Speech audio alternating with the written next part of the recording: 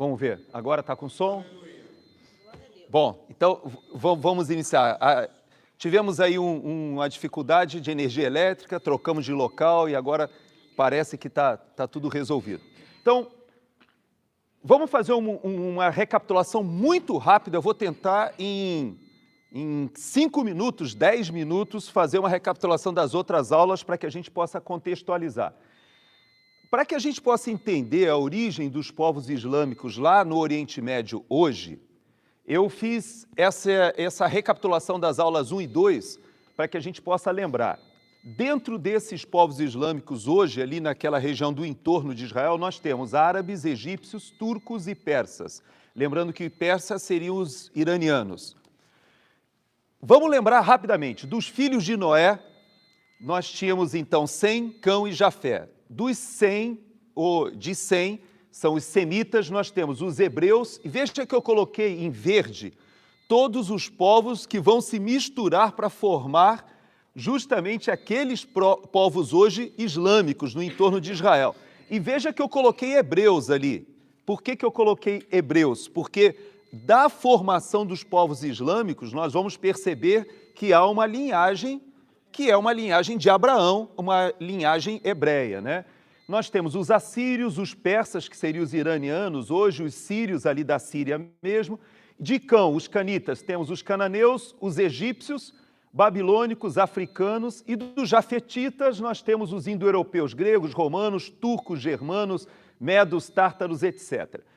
Esses que eu coloquei em verde, hebreus, persas, sírios, cananeus, egípcios, turcos, medos, todos eles, de alguma forma, estiveram como antecessores ou como aqueles povos que originaram aquilo que nós temos hoje em volta de Israel, de cultura, vamos dizer assim, islâmica. Então, vamos só lembrar o seguinte, Abraão, o primogênito de Abraão é Ismael. Então, eu queria falar para vocês hoje um pouquinho, na introdução, a perspectiva do povo islâmico. Como é que eles olham isso? Já que as 3 principais religiões monoteístas do planeta, o cristianismo, o judaísmo e o islamismo, as 3 têm origem aqui em Abraão. Então, nós cristãos temos uma perspectiva judaica. Então, para a gente, a nossa Bíblia conta a mesma história que o povo de Israel e os judeus até hoje sustentam. No entanto, os muçulmanos, e a palavra muçulmana, essa palavra vem do árabe e se refere a Deus, a um Deus monoteísta também, mas os muçulmanos, eles entendem o seguinte, o primogênito foi Ismael. Lembrem que Abraão não tinha filho e teve aquela ideia de ter o filho com Agar, que era escrava de Sara, e era uma escrava egípcia, e ele tem Ismael, que está ali em Gênesis 25, de 12 a 18, a gente conta essa história ali um pouquinho, mas quando a gente vai para Gênesis 25, e eu vou fazer questão de abrir a minha Bíblia hoje aqui, e só vou ler esses 6 primeiros versículos, preste atenção aqui, eu vou ler Gênesis 25, de 1 a 6. Desposou Abrão outra mulher, chamava-se Quetura. Então, além de Sara e além de Agar, Abraão também teve concubinas. O nome de Quetura aparece, mas há um outro versículo que fala em concubinas, e a gente não sabe. Mas pelo menos de Quetura já dá confusão suficiente para a gente entender. Ela lhe deu à luz a Zinrá, Joxá, Medã, Midian, Gisbaque e Sua. E desses vários filhos. Então veja que de Abraão saem os midianitas, que eu coloquei ali, ó, midianitas em verde, são filhos de Quetura. Só que às vezes nós esquecemos, e é muito importante a gente ver ali, ó, Gênesis 25, a partir do versículo 12 ao 18, nós temos as 12 tribos de Ismael. Então veja que nós falamos muito das 12 tribos de Israel, que são os filhos de Jacó. Mas os árabes, os muçulmanos, de modo geral, eles avocam as 12 tribos de Ismael, que estão aqui em Gênesis 25, a partir de versículo 12, diz o seguinte, são estas as gerações de Ismael, filho de Abraão, que Agar, a egípcia, serva de Sara, lhe deu à luz. E aí está dizendo, esses são os filhos de Ismael, pelos seus nomes. O primogênito de Ismael foi Nebaiote, depois Quedar, Abdeel, Mibizão, Mismá, Dumá, Massá, Haddad, Temá, Getur, Nafis e Quedemá. Então vejam que, assim como nós conhecemos bem as 12 tribos de Israel, os árabes, e particularmente aqueles que depois, quando Maomé estrutura a fé islâmica e o Islã, nós vamos falar sobre isso um pouquinho à frente, ele resgata essa origem para eles. Ismael foi o primogênito e ele é que seria o herdeiro daquela promessa que foi feita a Abraão, de que, por intermédio de Abraão, todas as famílias da terra seriam abençoadas e dele seria feita uma grande nação. Veja que eles vão a essa mesma origem, só que na perspectiva deles, o mundo será abençoado quando o Islã dominar o mundo. E da perspectiva deles, de Abraão será feita uma grande nação islâmica. Então, eles vão para o mesmo texto, para a mesma origem, só que dessas 12 tribos de Ismael, ainda misturando com os 6 filhos de Quetura, que dão os midianitas, dessa mistura, e aí a gente vai perceber que essa mistura também junta com as 2 filhas de Ló que tiveram filhos com ele, né? Vocês lembram que a mulher de Ló morre ali na fuga de Sodoma, elas acabam embebedando o pai geram filhos. Essas 2 filhas de Ló dão origem aos moabitas e os amonitas. E Isaac, para confundir ainda mais a nossa história, Isaac também, assim como Abraão fez, Isaac também não estabeleceu a sua linhagem por intermédio do seu primogênito. Veja, Abraão, o primogênito dele foi Ismael. E o primogênito de Isaac foi Esaú. Só que ele também não coloca a linhagem por Esaú, e de Esaú saem os edomitas. Então nós já temos ali os midianitas, já temos os moabitas, os amonitas e os edomitas, todos descendentes de Abraão, só que não são da linhagem que vai se formar Israel, as 12 tribos de Israel que vêm por Jacó. Então veja que Abraão, Isaque e Jacó, também 12 filhos, também 12 tribos, então 12 tribos de Ismael, 12 tribos de Jacó. E José vai para o Egito, 400 anos lá no Egito. Durante esses 400 anos, esses povos edomitas, moabitas, amonitas, midianitas, eles se multiplicam ali na região do que seria, né, a Canaã, e também da área do que seria hoje a Cisjordânia e a Transjordânia, ou seja, toda aquela região, ela foi ocupada por esses povos, enquanto os 12 filhos de Jacó, com José inclusive, estavam no Egito. 400 anos, o povo se multiplicou no Egito. Então, dessa linhagem, Abraão, Isaque, Jacó, José e seus irmãos no Egito, quando voltam, nesse retorno, que nós já vimos na última aula, eles passam aqui por essa península do Sinai, poderiam ter feito esse caminho aqui, olha, rapidinho. Saía daqui, ia direto para Canaã, passando por Gaza, que é onde está a confusão hoje, mas não. Nós vimos no texto bíblico que toda aquela geração foi morta no deserto, porque eles ficaram 40 anos rodando aqui, foram para o Monte Sinai, foram para Cades Barneia, ficaram rodando aqui, e quando foram entrar em Canaã, em vez de fazer esse caminho aqui, eles foram pelo outro lado do Rio Jordão, e aí eles tiveram que combater os midianitas, edomitas, os moabitas e os amonitas, aqueles. E veja que, para distribuir essa terra entre as 12 tribos, Josué tem que liderar uma guerra, e é uma guerra de conquista.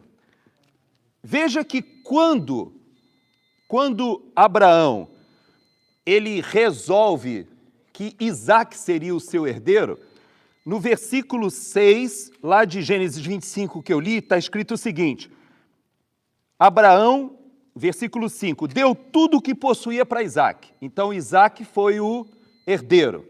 No entanto, diz assim o versículo 6, porém, aos filhos das concubinas que tinha, deu ele presentes e ainda em vida os separou do seu filho Isaac, enviando-os para a terra oriental.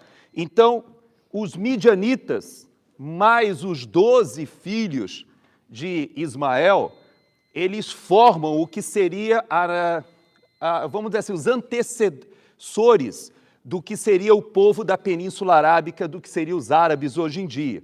Embora nós vamos ver ao longo da história que houve medos, entraram ali para aquela área, persas também, mas basicamente a gente pode dizer que quando eles hoje falam que eles são herdeiros de Abraão e são herdeiros do primogênito de Abraão e são herdeiros inclusive na mistura de outros filhos de Abraão com Quetura, eles estão corretos historicamente de acordo com a Bíblia.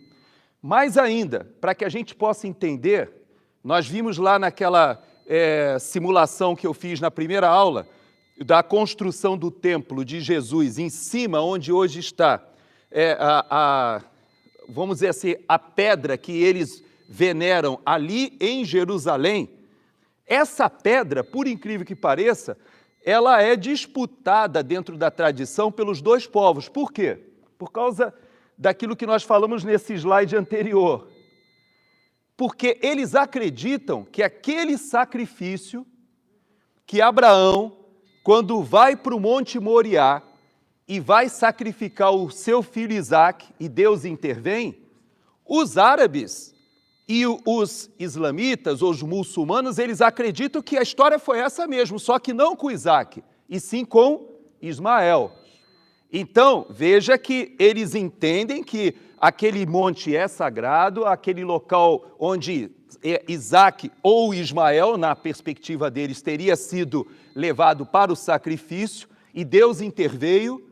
Aquele local é o local onde está a mesquita hoje, ali onde tem o domo, aquele domo, eu tenho até uma foto aqui, depois eu coloco para vocês, dourado, porque ali eles entendem que foi Ismael que foi levado para o sacrifício. E na Bíblia a gente vê que está registrado que foi Isaac.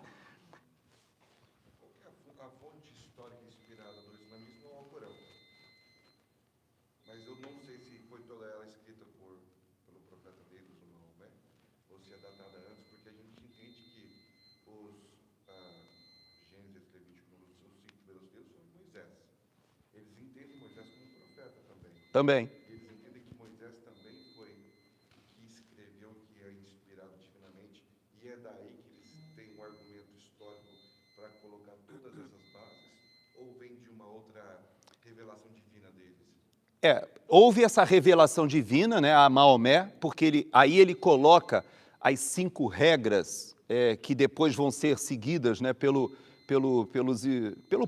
povos, né, muçulmanos, mas é importante nós lembrarmos que Moisés também codificou a tradição oral.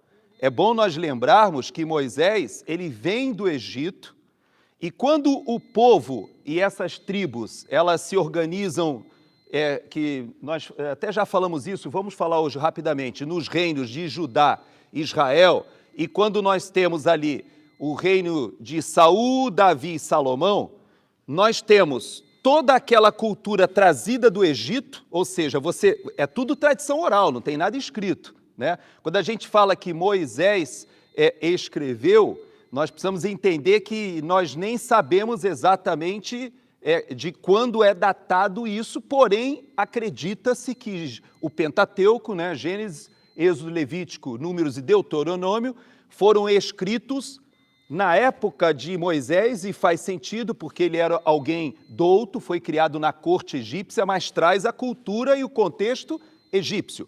Quando os assírios levam as 10 tribos de Israel embora, e quando Judá é levado para a Babilônia, e depois eles voltam no período persa e reconstrói, nós temos aí a confusão de tradição egípcia, tradição babilônica e tradição assíria, nessa confusão toda, e as tradições orais, que são compartilhadas, elas vão ser, vamos dizer assim, evocadas e codificadas de novo no século VI por Maomé. Então, quando você fala baseado exatamente em quê? Muito das tradições orais, assim como o povo de Israel também baseou o seu Pentateuco em cima das tradições orais. Não havia escritos na época, né? O que nós temos dos primeiros manuscritos são de muitos séculos depois, mas se atribui a Moisés a esse período trazido da tradição oral.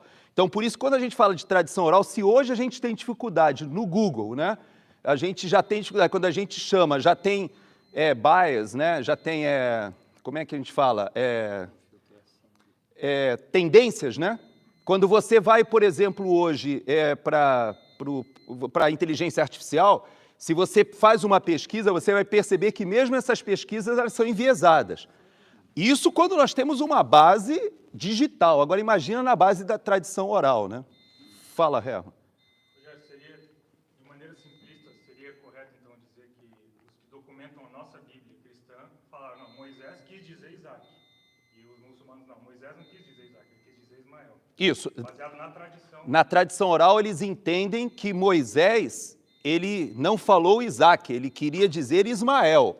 Isso na tradição oral que eles defendem. E a tradição oral judaica, ela entende que toda a linhagem do povo de Israel e a promessa se cumpriu com Isaac, Jacó e as 12 tribos, que por sua vez também dessas 12 tribos, 10 sumiram, sobraram 2, e dessas 2 também depois foram espalhadas pelo mundo todo. Entendo, eu sei que leva um questionamento muito grande, mas a origem, o filho da promessa é com Sara. Né? É a partir daí que nós cristãos entendemos que Isaac nós cristãos seguimos a tradição judaica, né? Mas que existe uma diferença grande, oralmente falando, sobre filha de Quetura e filho de Sara. Não, Quetura não, é filha de Agar. Mas esse é o ponto que eu queria chegar, a inspiração deles, porque existe um desvio, né, de certa forma. Mas isso é especificamente em relação ao terceiro local sagrado para o povo islâmico, né? Porque os 2 primeiros locais sagrados estão em Medina e em Meca. O terceiro local sagrado é que é Jerusalém. E Jerusalém, em virtude de um sonho noturno que Maomé teria tido, no qual ele vai com a mula até Jerusalém, e lá nesse local sagrado do Monte Moriá, que há essa controvérsia se foi Isaac ou Ismael, ele é assunto aos céus e lá ele tem revelações. Por isso que eles entendem que Jerusalém e aquele local do Monte Moriá, aonde foi depois construído, né, tanto o Templo de Salomão, quanto foi reconstruído o templo depois do exílio babilônico, aquele local para eles é o terceiro local mais sagrado, segundo a tradição deles. Então, voltando muito rapidamente aqui, eu queria só passar aqui, lembrando, né, tivemos a divisão do reino, as 10 tribos ao norte com Israel, as 2 tribos de Benjamim e Judá ao sul, e dessa tribo, desse período, começa a serem chamados de judeus, tá? Os judeus, que a gente fala, de onde surgiu essa palavra judeus? Ele remete a Judá, a Judéia. Então, quando a gente vê Judéia, judeus, remete-se a essa tribo de Judá, que passou a ser a tribo de Israel remanescente ali. O reino de Israel, então, ele é aniquilado pelo Império Assírio, depois o reino de Judá é conquistado pelos babilônios, vai para o cativeiro. No tempo do Império Persa, eles retornam, Esdras, Neemias, né, na Bíblia a gente vê, reconstrói Jerusalém, reconstrói aí o segundo templo, e aí nós temos o Império Grego, Macedônio, Império Romano. Então, essa vamos dizer assim, é o resumo do que nós falamos na última aula.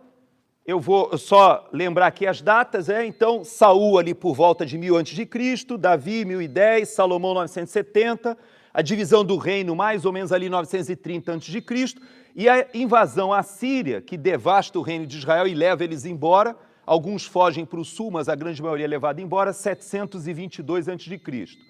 Bom, esse aqui também é um resumão dos 3 impérios, porque nós já falamos, eu não vou repetir.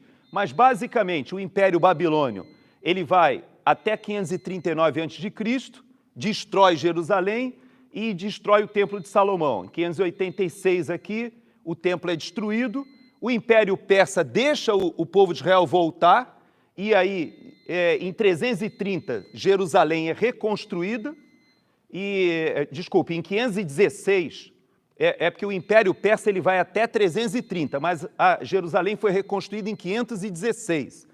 330 o Império Persa acaba e nós temos o Império Grego, ou Macedônico, que vai até 323. E depois nós vamos ter o Império Romano, mas nesse interregno, veja que aqui esse 323, ele pega o que a nossa Bíblia evangélica, a nossa Bíblia tem o período que a gente chama de interbíblico, né?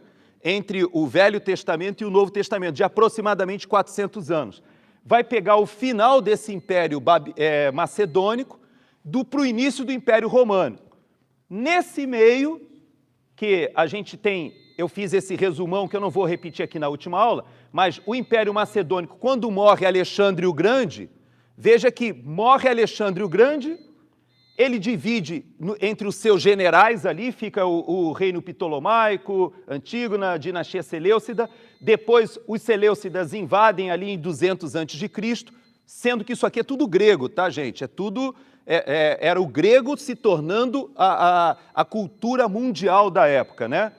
E aí nós temos um pedacinho de 100 anos em que os judeus se revoltam e que na Bíblia católica nós temos o livro que é deuterocanônico, como os católicos falam, ou apócrifos, como os judeus e os cristãos falam, mas, de toda forma, os livros dos Macabeus foram escritos nesse período, porque eles falam da revolta dos Macabeus e, nessa época, durante 100 anos, os judeus governam Jerusalém, ainda que estivessem dentro do período daquele império ainda grego, antes de começar o Império Romano.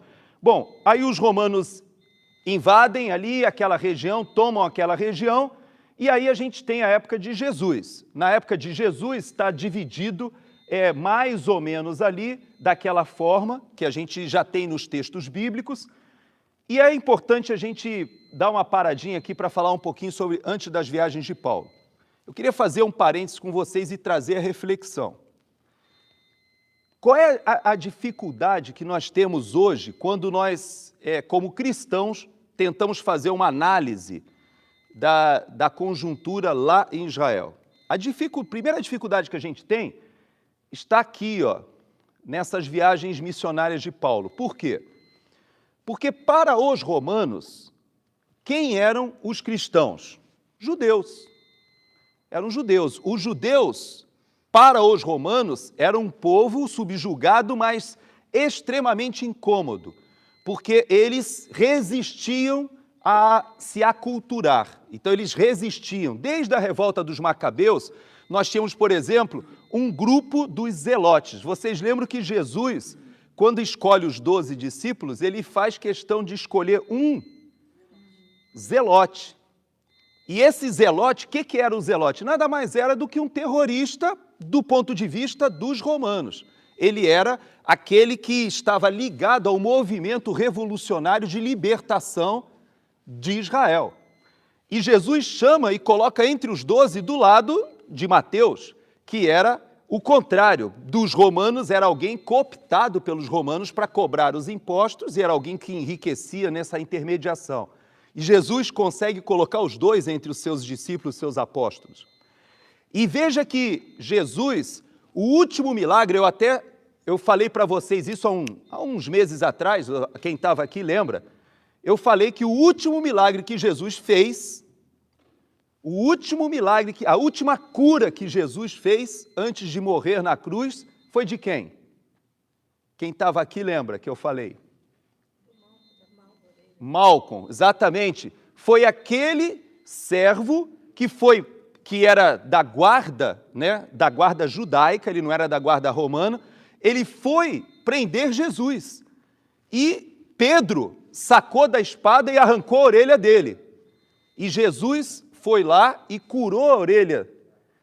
E veja que, então, o último milagre de Jesus foi curar um inimigo que veio prendê-lo. E por que eu faço questão de falar sobre isso? Porque Paulo fez essas 3 viagens missionárias e faz essa 4ª a Roma, e, na verdade, o cristianismo ele se disseminou sendo perseguido. Paulo morre em 67 depois de Cristo, e em 70, 3 anos depois, nós já temos Jerusalém arrasada, completamente arrasada, e, inclusive, o templo completamente destruído. Por que eu estou fazendo essa associação com vocês? Porque os judeus, eles estavam se revoltando contra o Império Romano. Inclusive, até o final do século, vai aparecer um líder, que eu comentei com vocês muito en passant, um líder judaico, que esse será considerado o Messias. Esse é o Messias. Porque ele liderou uma revolta contra os romanos, e essa revolta acabou sendo massacrada de tal forma que todos os judeus praticamente foram expulsos daquela área que hoje nós conhecemos como Palestina. Mas e os cristãos? O que estava acontecendo com os cristãos nessa época? Eles estavam sendo queimados, eles estavam sendo cerrados ao meio, eles, como fala em Hebreus está registrado os heróis da fé, ali está escrito que eles estavam sendo jogados aos leões, eles estavam sendo mortos, e os judeus estavam tentando resistir e foram expulsos. Para nós cristãos fica um pouco difícil compreender por que o cristão, como Paulo, ele falou de uma nova realidade, de uma nova cosmovisão, espalhou isso no mundo grego, e apesar da perseguição, esse movimento cada vez crescia mais. Agora eu pergunto, esse movimento que Paulo liderou, vamos dizer assim, entre os gentios, ele foi um movimento militar? Não. Ele foi um movimento de conquista bélica? Não. Ele foi um movimento de resistência política a Roma? Não. E isso deve ficar na nossa mente porque nós vamos chegar nas cruzadas daqui a pouquinho. Bom, esse é um gráfico rápido que nós vamos só lembrar o seguinte. Quando o segundo templo é destruído, nós ficamos com um problema para o povo de Israel, ou seja, para os judeus. Como é que eles iam continuar com a tradição? Lembram que durante o período dos Macabeus, eles reconquistaram Jerusalém e eles ficaram tão revoltados porque os gregos, eles sacrificaram um porco dentro do templo, no altar.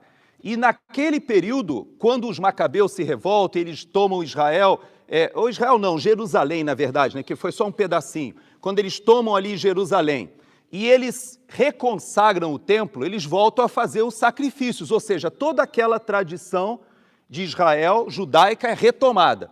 Mas quando os romanos, em 70, destroem o templo e os judeus são expulsos, como é que eles iam fazer? E como é que eles não podem sacrificar fora daquele ambiente de toda a liturgia judaica. Então, veja que na época de Jesus nós tínhamos ali fariseus, essênios, zelotes, saduceus, né? E os samaritanos, lembrando que os samaritanos eram hostilizados, mas eles eram os povos da terra que ficaram ali e se misturaram, tinham alguma coisa da cultura ainda monoteísta, mas tinham uma série de dificuldades de interpretação das escrituras, mas veja que dos fariseus, nós vamos entrar aqui no judaísmo rabínico, que é o judaísmo que nós temos até hoje. Então veja que dos fariseus, nós temos o judaísmo rabínico. O que é esse judaísmo rabínico? Foi uma forma que os judeus fizeram de dizer o seguinte: bom, nós não temos o templo para sacrificar, como é que nós continuaremos com a nossa religião? Então, os rabinos, vários desses rabinos, eles fizeram uma organização da fé e da religião judaica. Basicamente, os cristãos que se converteram, ou seja, os judeus que se converteram, mais os gentios, formaram a linha do cristianismo. Na visão judaica, isso aqui eu tirei de uma palestra de um judeu, na visão judaica, os judeus que se converteram ao cristianismo, eles depois se transformaram nos ebionitas e nazarenos e depois foram extintos. Segundo a tradição judaica, esse grupo foi extinto. Esses grupos hoje que nós temos, inclusive aqui na Crossbridge Church, que são judeus messiânicos, foi algo que apareceu muito tempo depois, na verdade, séculos depois. Porque, segundo a tradição judaica, desse grupo aqui, olha o que nasce aqui, a sua pergunta aqui, Mike.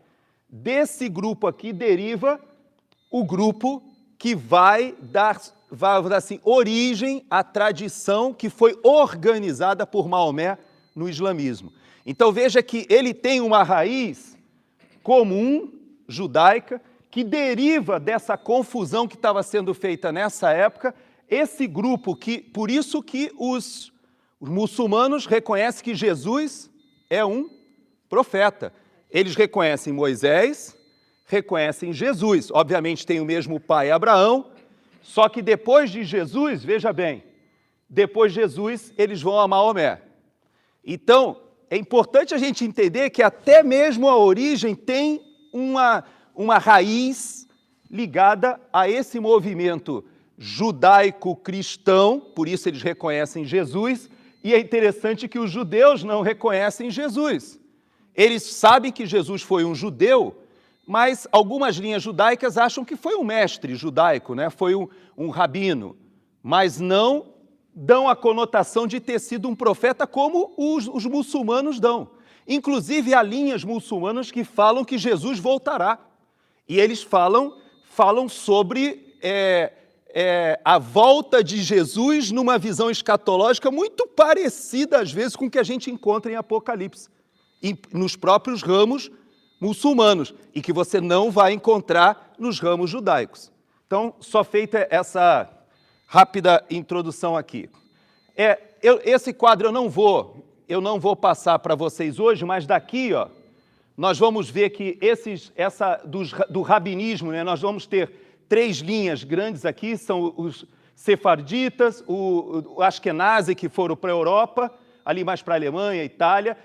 Os sefarditas, eles foram para Portugal e Espanha, e desse grupo de Portugal e Espanha foi o grupo que foi bater no Brasil. Não aqui nos Estados Unidos primeiro, bateu no Brasil, lá junto com os holandeses. Lá que os holandeses foram expulsos, aí vieram para o Caribe e foram bater em Nova York. E aí, desse grupo, a primeira sinagoga das Américas foi lá em Pernambuco. E pouca gente sabe disso. A primeira sinagoga das Américas foi lá em Pernambuco. Os portugueses expulsaram, eles aí foram bater no Caribe, naufragaram e chegaram aos trancos e barrancos em Nova York. E ali foi a segunda sinagoga das Américas e que se transforma no grande movimento judaico aqui dos Estados Unidos. Esse quadro aqui, ó, mostra os diversos segmentos da fé judaica aqui nos Estados Unidos. E ali os 2 grupos que ficaram em Israel, as 2 linhas, né, rabínicas que ficaram lá em Israel. Basicamente, aqui nos Estados Unidos, eu não vou falar sobre isso hoje, não vai dar tempo, e nós temos aqui na igreja especialistas, né, que podem até fazer uma palestra para a gente sobre isso. Essa dúvida que todos nós temos, né, como é que os judeus se viraram, como é que eles fizeram depois que o templo foi destruído. Eles se organizaram dentro dessa linha, vamos dizer assim, religiosa organizada após o templo, e tem esses 3 grupos basicamente, né? Os ortodoxos, os conservadores e os reformistas. Entre esses reformistas, tem uma grande parte, inclusive, que nem acredita nas tradições e nem acha que elas que elas têm que ser mantidas, elas podem ser modificadas. É um grupo mais progressista, vamos dizer assim. E dentro desses conservadores são aqueles, a maioria, são aqueles que vão às sinagogas de carro no sábado. Então, se você quiser fazer a diferença entre o ortodoxo e o conservador, os conservadores têm uma parte que vai caminhando a pé para as sinagogas, que segue mais ou menos ali a ortodoxia, mas há um grupo que entende que não precisa seguir exatamente ipsilítere o que está escrito. Então, esse é o grupo que frequenta as sinagogas, mas eles vão de carro, eles não vão caminhando. Então, essa é uma diferença que a gente faz aqui nos Estados Unidos, que é fácil da gente saber. Bom, voltando lá para a nossa história. O Império Romano, ele ficou dominando toda essa área da Palestina aqui E em 395 ele se divide em dois pedaços, né? O Império Romano do Oriente e o Império Romano do Ocidente. Esse Império Romano do Oriente, ele é grego, né? Ele, vamos dizer assim, com a raiz mais grega, inclusive ele vai abandonando o latim e volta à tradição grega. É interessante. Dali desse Império Romano do Oriente sai o Império Bizantino. Então, muito rapidamente, para que a gente possa só se localizar, Justiniano I, ele foi o grande líder, né? Podemos dizer assim, porque ele se proclamava mais do que imperador, ele tinha uma conotação também junto à igreja naquela época. Mas, de todo jeito, Justiniano, ele transforma o Império Bizantino, que domina toda essa região aqui. E durante esse período de 527, veja que Maomé, o islamismo só vai aparecer em 600 e qualquer coisa no século VII. Então, até aqui, ó, faço questão de mostrar, a região de Israel, ou a atual Palestina, ela estava dominada por quem? Ela foi dominada pelos macedônios, foi dominada pelos romanos, depois os romanos eles se cristianizam, né? Nós sabemos que o cristianismo torna-se religião oficial, e aí já no Império Bizantino toda essa região era cristã. Então é importante a gente entender que os judeus foram expulsos pelos romanos e não voltam mais para aí, pouquíssimos voltam, porque nessa época os cristãos que estavam aí, eles tinham uma visão antagônica aos judeus e muitas vezes perseguiam os judeus de uma forma muito dura. Então, os judeus também não estavam aí, estavam os cristãos. Havia, claro, remanescentes, alguns grupos. Os judeus, na verdade, eles fugiram tanto para a Península Arábica quanto fugiram para o norte da África. É bom a gente lembrar, só para a gente organizar a nossa ideia, é que foram divididas duas tradições da igreja cristã nesse período. A oriental, ela passa a utilizar o grego, ela abandona o latim, inclusive nas celebrações religiosas. E a ocidental mantém o latim. E aí nós temos a questão do Papa romano e nós temos a igreja, vamos dizer assim, o nascedouro que acontece justamente no Império Bizantino, da igreja ortodoxa grega. Essa igreja ortodoxa grega, ela tem influência até na Rússia. Então, hoje, na guerra da Ucrânia, nós temos uma guerra que também tem uma conotação religiosa entre a igreja ortodoxa russa, o patriarcado da Rússia e o patriarcado da Ucrânia, que é mais ligado à tradição da grega de um período, embora o patriarcado russo também seja originário dessa mesma época. E vocês vejam que até isso também acaba acontecendo nos nossos dias, aí já na guerra da Ucrânia, que é outro assunto. Bom, século VII, nós temos Maomé, e aí Maomé, ele organiza, né, a base da fé islâmica, e podemos, até na semana que vem, se a gente quiser bater na hora das perguntas, a gente pode falar sobre algumas curiosidades do islamismo. Mas eu queria, do ponto de vista histórico, eu queria só resgatar o seguinte. Do século VII ao século IX, nós vamos observar que essa área aqui, ó, que é a área de interesse dos nossos estudos, a área de Israel, da atual Palestina, ela esteve sob domínio exatamente desse movimento de conquista que parte da Arábia Saudita, parte ali de Medina e Meca, e invade toda a Península Arábica, vai para o lado do atual Irã, da Pérsia, ele vem para o norte da África, passa para a Europa e invade a Espanha, invade Portugal. Então, nesse período, o movimento islâmico, aquele movimento que começou pequenininho com Maomé, ele vai fazendo essa emancipação. Só que tem uma diferença. Qual a diferença dessa foto aqui para essas fotos aqui? Veja que aqui Paulo faz as viagens, entra no Império Romano, faz a sua última viagem para Roma, é morto em Roma, mas 2 séculos depois o Império Romano se transforma em cristão. A pergunta é, tudo aquilo que Paulo fez, aquilo que Jesus plantou e a fé cristã acaba se transformando na fé oficial do Império Romano, que depois se transforma no Império Bizantino e que impõe, o Império Bizantino impõe militarmente a fé cristã em toda aquela região. E aí nós temos uma reação islâmica que impõe a fé islâmica em toda essa região, mas ela impõe como? Como Paulo fez? Ele impõe como o Império Romano, quando aderiu à fé cristã, e o Império Bizantino, quando aderiu à fé cristã e se transformou num grande império, fez. Como foi que eles fizeram? Eles tinham as conquistas militares, a conquista política baseada numa fé cristã bélica, numa fé cristã de conquista, numa fé cristã que impunha aos povos a fé cristã porque eram povos conquistados. Então veja que quando o movimento islâmico faz o que seria talvez uma reação ao Império Bizantino, ele faz essa conquista toda aqui como? Na base do proselitismo, na base do evangelismo, do convencimento? Não, na base militar. Então isso tudo aqui foi feito na base de muito sangue, guerra, conquista e pois não.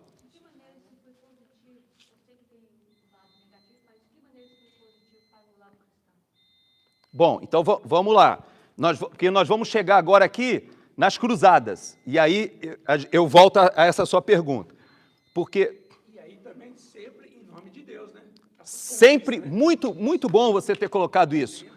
Tanto o Império Bizantino, quando impunha aos povos bárbaros e aos próprios povos persas e aos próprios povos dessa área aqui do crescente fértil, ou dessa área, toda essa área aqui, foi imposta a fé cristã pelo Império Bizantino na base da defesa do Deus verdadeiro, que era o mesmo Deus herdado da fé judaica, que era o Deus cristão, e que tinha Paulo como um grande... Eu posso dizer que Paulo, eu não trouxe para vocês, mas eu tenho aqui no meu computador, dentro daquelas tradições rabínicas que os judeus foram depois da destruição do templo, é interessante que a gente encontra Paulo associado a uma dessas correntes rabínicas. Então, porque a gente sabe que Paulo, em Tarso, ele foi educado aos pés de Gamaliel, né? Aquela linha rabínica ali, ela é representada até hoje. Então, veja que para os ismaelitas ou para os muçulmanos entendiam que eles é que estavam impondo a fé do Deus verdadeiro. Então, Alá, que para eles é o mesmo Deus, Javé, de Israel, só que eles dão o nome de Alá. Bom, fazem essa conquista aqui, vejam que eles entram aqui na Península Ibérica, Portugal, Espanha, vão até lá atrás, fazem toda essa conquista. E aí nós lembramos que teve... Aí, vê que aqui nós vamos entender quando chegar na gente, lá no Brasil, porque quando os portugueses vão para as Américas e chegam no Brasil, já em 1500, bem mais à frente, nós vamos perceber que os portugueses tinham conseguido reconquistar toda essa área aqui, junto com os espanhóis. Aí aqui não existia Portugal ainda, mas aí o Portugal é criado e eles fazem a expulsão justamente na formação do Estado de Portugal, vamos dizer, do país de Portugal, que é feito nessas conquistas de empurrar os muçulmanos de volta para a África. Bom, rapidamente aqui, vamos para os períodos das cruzadas. Então nós tivemos 4 grandes cruzadas aqui, ó. Em 1095, a primeira, em 1147, a segunda, e em 1189, a terceira, e em 1202, a quarta. Então, nesse período, nós tínhamos o Império Bizantino tentando reconquistar aquilo que foi conquistado por aquele império, vamos dizer assim, muçulmano que se criou. Eles tinham vários sultanatos diferentes, não era um império monolítico, eles tinham vários grupos que dominavam determinadas regiões, mas assim mesmo, nessas cruzadas, a ideia era reconquistar Jerusalém. E durante esse período, Jerusalém ficou ora com os muçulmanos, ora com os cristãos. Veja que judeu aí não entra nessa história. Essa briga ficou entre muçulmanos e cristãos. Os judeus, eles estavam meio misturados aí, alguns inclusive eram admitidos pelos povos muçulmanos em alguns países, mas em Jerusalém especificamente a briga era entre muçulmanos e os cristãos que vinham nas cruzadas. Veja que foi criado nesse período aqui, ó, o Reino de Jerusalém. O Reino de Jerusalém era um reino, juntamente com esses reinos que foram criados mais ao norte, já depois da Terceira Cruzada. E eles foram conquistados, mas foram reconquistados pelos muçulmanos. E depois houve um acordo. Eles fizeram um acordo, depois de muitas guerras, e nesse acordo os cristãos, a eles era permitido ir a Jerusalém para fazer as suas procissões e fazerem as suas cerimônias religiosas em Jerusalém, mas ainda sob domínio dos muçulmanos. E isso foi mantido até que em 1453 nós temos realmente, praticamente o Império Bizantino já estava liquidado, e o Império Bizantino, nesse período, ele cresceu, diminuiu, ele conseguiu recuperar, depois perdeu de novo, ele sofreu com os persas, depois sofreu com os povos bárbaros da Europa, mas em 1453, Constantinopla, que era a capital do Império Bizantino, porque ela remetia a Constantino, por isso que se chamou Constantinopla, mas na verdade ela era Bizâncio no início, por isso chamava-se Império Bizantino. Então, Constantinopla é conquistada e aí nós temos o início do Império Otomano em expansão para a Europa.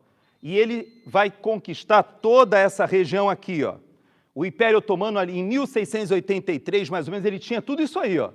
Ele chega a pegar toda a parte do sul ali da Grécia, dos Balcãs, sobe inclusive para o que seria hoje a Hungria, o que seria a própria Ucrânia, pega pedaços ali da Rússia, vai andando para a área até chegando próximo da parte central da Europa. E aqui, veja que Israel, a área da Palestina, está dentro do Império Otomano e todo o norte da África. Vocês lembram que isso não nos remete um pouco a isso aqui, ó. Veja que aquele movimento islâmico do século que vai ali de 600 e pouco depois de Cristo e chega a mais ou menos ali, chega a 700 e pouco, 800 e pouco, aí há uma reação do Império Bizantino, etc., mas nós percebemos que no final quem é que ganha? O Império Otomano. O Império Otomano ele domina toda essa região e dessa região do Império Otomano nós vamos pular para a Primeira Guerra Mundial. A Primeira Guerra Mundial encontra essa situação aqui, ó, em que toda essa área estava em litígio e por causa da Primeira Guerra Mundial, quando acaba a Primeira Guerra Mundial, o Império Otomano perde e quando eles perdem, esse pedaço que seria a Síria de hoje, e que, veja que aquela inclui o Líbano, né? O Líbano ainda não tinha sido organizado, mas o Líbano, que era a terra dos fenícios na época bíblica, né? Ele depois se transforma num estado separado, mas ele ainda está na área de influência francesa. E o Iraque, pegando ali, ó, vocês veem que tem o Kuwait ali, ó, o Iraque, e essa área toda que eles chamam de Transjordânia, fica com o Reino Unido. Então, a Inglaterra, o Reino Unido, fica com essa parte vermelha e a França fica com essa parte azul, depois da Primeira Guerra Mundial. Então, nós vamos parar hoje aqui, tivemos que correr, porque na semana que vem nós vamos partir desse ponto para mostrar para vocês que houve um verdadeiro milagre para que a gente tenha um Estado de Israel hoje. É quase impossível a gente acreditar que existe um Estado de Israel. Por que eu digo isso? Porque vocês repararam que toda essa história que eu passei, desde o reino de Israel, de Saul, Davi e Salomão, de lá para cá, essa área jamais ficou ou se transformou em um país soberano? Nunca. Então veja, teve o reino de Saul, reino de Davi e o reino de Salomão. Quando é desfeito o reino de Salomão, divide em 2 reinos, Judá e Israel, e quando Israel é tomado pelos assírios e quando Judá é tomado pelos babilônicos, veja que desde aquele período, sempre aquela região foi conquistada pelos assírios, lembrando que Judá não foi conquistada pelos assírios, não porque os assírios não conseguissem, vamos dizer assim, mas é porque, nós vemos na Bíblia, houve uma série de milagres que aconteceram ali, mas os assírios foram até o Egito e ficou aquele enclavezinho do reino de Judá no meio, que na verdade pagava impostos e fez um acordo. Lembrem que quando os assírios vão combater os egípcios estão reagindo, e aí o rei de Judá, ele toma o lado errado, ele fala assim, bom, eu vou me juntar com os assírios contra os egípcios. Só que os egípcios ganham a batalha, trucidam ali aquela região e acaba que os babilônicos, depois que já estavam crescendo, invadem aquela região e levam Judá embora. Então, aí acaba. De aquele período até agora, 1948, a Palestina nunca foi um estado de ninguém. Então você vai dizer que existe ali uma terra que foi dos palestinos. Nós vamos conversar sobre isso. Nós vamos ver que aquela terra ela foi habitada por um monte de gente, mas como nós vimos, resumidamente, né, de trás para frente, foi protetorado inglês, que nós vamos ver que isso aí vai até a Segunda Guerra Mundial, depois nós vamos falar, mas antes disso foi do próprio Império Otomano, antes do Império Otomano, e veja que durante o Império Otomano, e eu pergunto a vocês, por que durante o Império Otomano não fizeram um país ali islâmico, né, alguma coisa ali naquela região? Porque a região de Israel era uma região desértica, não tinha nada ali, nada. Aí a gente vai ver, inclusive, o milagre da tecnologia. Nós vamos perceber o que aconteceu depois de 48 até os nossos dias naquela região. Isso que a gente vê hoje, Israel exportando alimentos para a Europa, é fruto de muita tecnologia que foi aplicada ali, porque aquela região é desértica. Então, ninguém só se interessava pela parte do litoral, mas ninguém se interessava muito por aquilo que era uma região inóspita. E, na verdade, durante todo o Império Otomano, durante os períodos das cruzadas, durante o período vamos dizer assim, da grande expansão do islamismo, durante o Império Bizantino, antes ainda, durante o Império Romano, durante o Império Grego, durante o Império Persa, durante o Império Babilônico e durante o Império Assírio, ali nunca foi um país, nunca foi um estado, sempre foi dominado por todos esses impérios. É um milagre você sair de uma situação que você tem o reino de Salomão e mais de 2.000 anos depois, porque nós estamos falando de quase 3.000 anos, de Salomão para cá, dá 3.000 anos. Mas tudo bem, porque os judeus ainda ficaram por ali um período tal, mas eles foram realmente expulsos dali a partir de 70 ali com a destruição de Israel. Tudo bem, então quase 2.000 anos desde que eles foram expulsos pelos romanos, e eles voltam e está a terra lá, eles começam a comprar terras, etc. Tal, e isso a gente vai ver semana que vem na formação do Estado de Israel.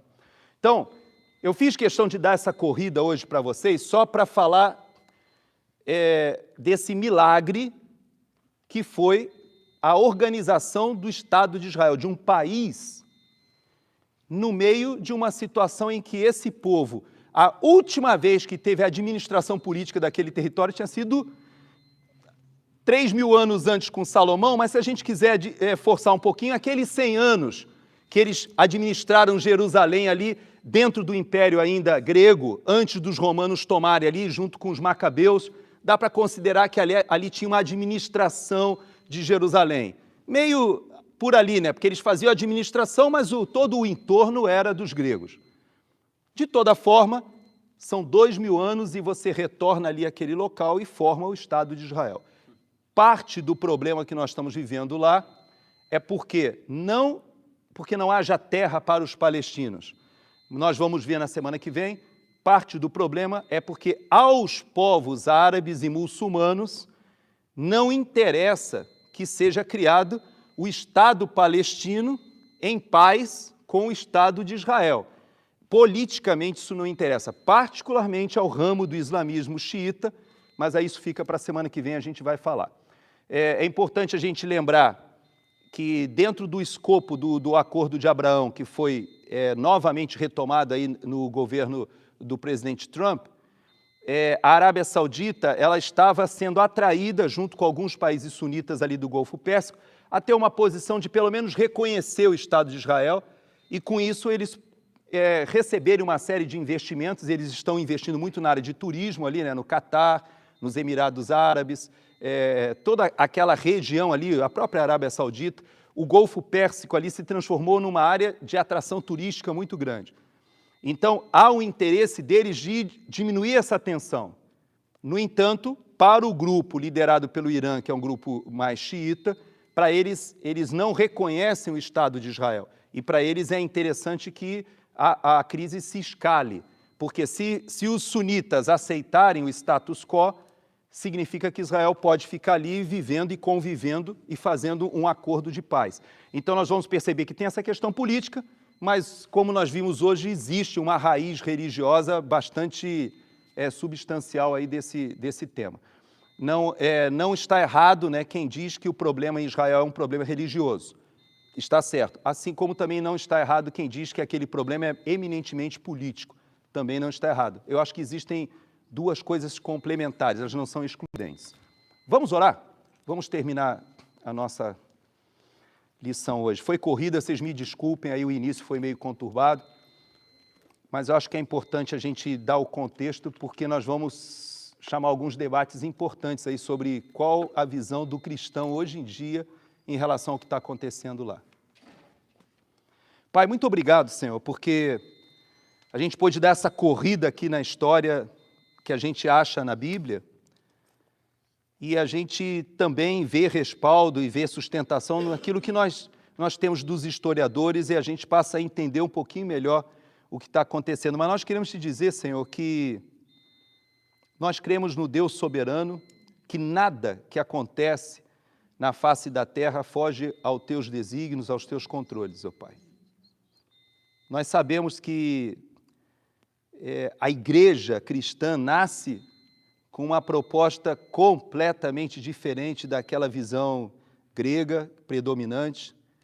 No entanto, nós reconhecemos, ó Deus, que houve tantos desvios e tantas deformações do que foi aquela igreja primitiva, que nós percebemos que a Tua palavra fala que as guerras provêm desse coração humano duro, desse coração humano afastado de Ti.